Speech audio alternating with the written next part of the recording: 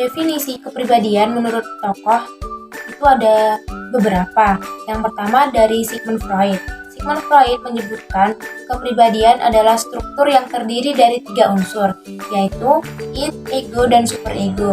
Nah, ketiga unsur ini itu saling berkaitan sehingga menciptakan kepribadian seseorang.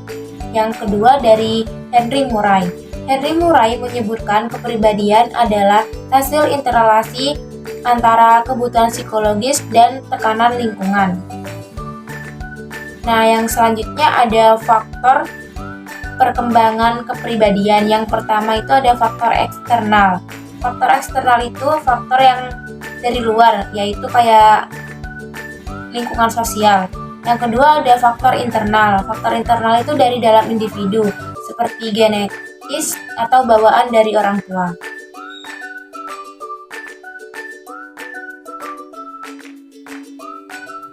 Freud berpendapat bahwa tekanan dorongan seksual sebagai kekuatan utama di balik perilaku manusia dan memandang seksualitas sebagai komponen yang signifikan dalam perkembangan individu.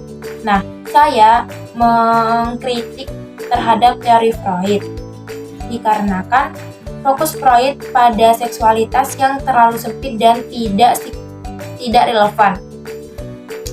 Nah, mungkin lebih relevan jika menggunakan teori Jung yang dikarenakan melihat seksualitas sebagai salah satu aspek kehidupan, namun lebih fokus pada perkembangan pribadi dan pertumbuhan spiritual, bukan sekedar pada seksualitas saja.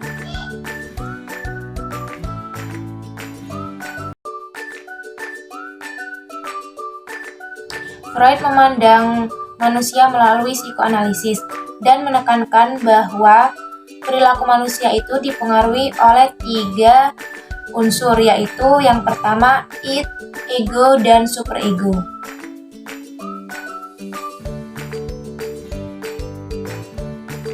Yang kedua ada Carl Gustav Jung.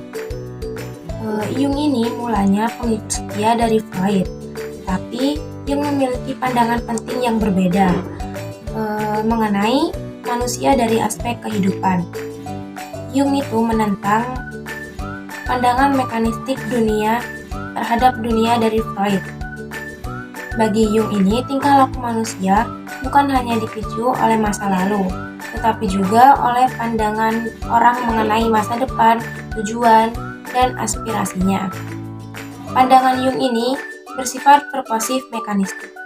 Event masa lalu dan aspirasi masa depan dapat mempengaruhi dan membentuk tingkah laku manusia.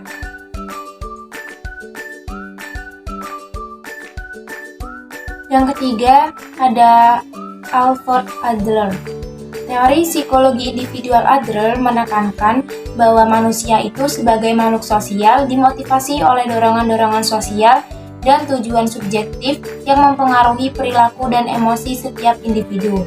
Nah, teori ini juga menekankan pentingnya kesadaran akan diri sendiri dan kemampuan mengarahkan serta merencanakan perbuatan-perbuatan agar sesuai dengan gaya hidup mereka yang unik setiap individu.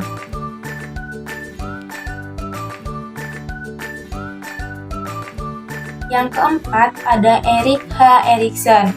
Menurut Erikson, kepribadian manusia itu berkembang melalui beberapa tahap, mulai dari bayi hingga lanjut usia. Nah, setiap tahap perkembangan ini memiliki tugas dan konflik yang bersifat psikologis dan sosial. Nah, sifat-sifat itu nanti yang menentukan perkembangan individu di masa depan.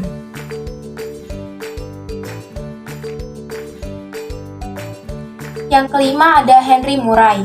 Menurut Henry Murray, manusia harus difahami sebagai kesatuan pribadi yang utuh.